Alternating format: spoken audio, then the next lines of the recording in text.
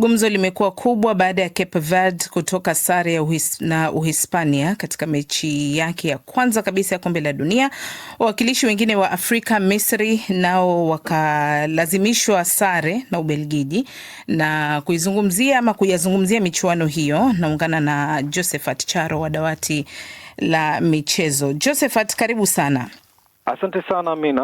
Uhispania ilijikakamua sana uwanjani jana na ilipewa nafasi kubwa ya kushinda pambano hilo, lakini Cape Verde iliwazuia tena vibaya sana. Kipi kiliwasibu, Josephat? Uhispania walijitahidi sana kabisa kutengeneza nafasi za kutia mabao, lakini nyota wa mchezo ni kipa wa Cape Verde, Vozinha. Huyu ana umri wa miaka 40. Yeye alisema sitaki hamnifungi kabisa. Akina Dani Olmo na kina Pedri walipata shida sana katika dimba la Atlanta. Kipa huyu aliokoa mipira kiasi mara 7 hivi, mipira ambayo wazi kabisa Amina ilikuwa inakwenda kuingia kambani. Na Uhispania wameshangazwa, wameshtushwa, na hii ni sare ya kihistoria kabisa kwa Cape Verde ambao walikuwa wanacheza kwa mara ya kwanza kabisa katika kombe la dunia, na ni pigo kubwa sana kwa Uhispania. Umaliziaji wa kikosi cha Uhispania haukuwa imara hivyo ukilinganisha na ile kawaida yao, na nadhani walipata shida sana, na ndio maana tukashuhudia matokeo haya. Uhispania na Cape Verde, matokeo yalikuwa sare ya 0-0. Charo, matokeo haya yanaziweka wapi timu zote mbili katika safari yao kwenye michuano hii ya kombe la dunia? Cape Verde bado ina fursa ya kusonga mbele, na Uhispania pia vile ina fursa ya kusonga mbele, na kundi ili H linajumuisha pia Saudi Arabia na Uruguay. Kwa hiyo timu zote zimetoka sare katika kundi hili, ina maana kwamba timu zote bado zina fursa ya kusonga mbele. Cape Verde wanacheza na Uruguay Jumatatu ijayo.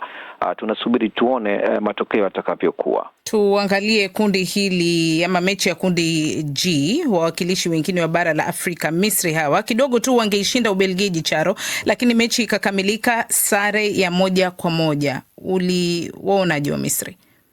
Wa Misri walijitahidi sana, hasa katika safu yao ya ulinzi, na kipa wao pia vile alikuwa imara sana, wakazuia mashambulizi mengi sana ya Ubelgiji.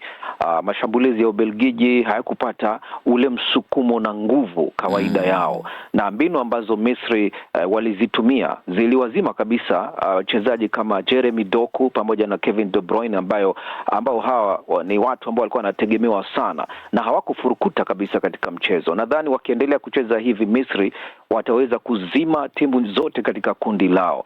Mo Salah pia tumemwona akifanya mambo yake na kutoa mchango mkubwa sana katika lile bao la Imam Ashur, na nafikiri wakiendelea kumtumia vizuri Salah, wanaweza pia Misri kufanya vyema katika kundi hili. Misri wana pointi 1 baada ya kucheza na Ubelgiji, na inapaswa kujiamini hii Misri kiasi gani kuweza kusonga mbele kwenye kundi lao?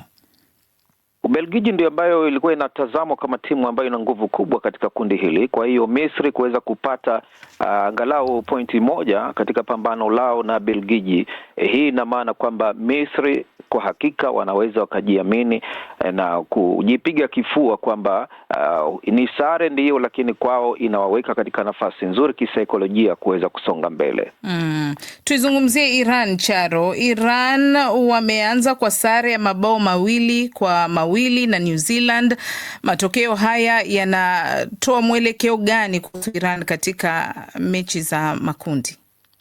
Kwa shida ambazo Iran inakabiliana nazo katika mashindano haya, na kutolewa Marekani, kupelekwa Mexico, kurudi Marekani, kwa wao kuweza kupata matokeo haya inaonyesha jinsi gani wa Iran walivyo na nguvu katika mchezo wao wa soka. Katika mazingira haya ni ngumu sana Amina kuweza kupata sare kwa sababu ya shinikizo la kisaikolojia na yale mambo ambayo yanatokea nje ya uwanja. Nafikiri inaleta matumaini kwa timu ya Iran kwamba wapo na wanataka kushinda na kusonga mbele katika mashindano haya. Kocha wao huyu Amir Galenoi amelalamika kwamba timu yake ndiyo timu iliyokandamizwa zaidi katika kombe la dunia. Bila shaka, Charo, haya ni maneno makali kutoka kwa kocha huyu. Mtu anaweza kujiuliza kulikoni? Shida ni hiyo ya kwamba lazima watoke Mexico waje Marekani, na wametoka Mexico wamekuja Marekani wamecheza. Walikuwa wasubiri kidogo kwanza, halafu ndo waweze kurudi kule kambini kwao Mexico, lakini wameambiwa waondoke mara moja.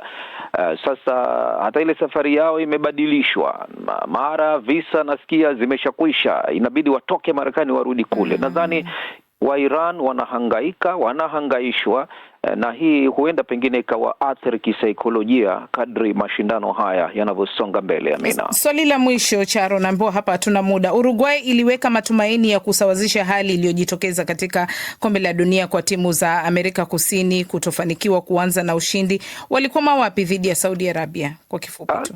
Ni Saudi Arabia, mimi ndo nawaona kwamba wameamua kuwazuia Uruguay. Sio kwamba Uruguay ndo wamekwama, kwa sababu ikisikika tu Uruguay watu wanajua ni jina kubwa, na Saudi Arabia ikitajwa inaonekana kama hii sio timu kubwa.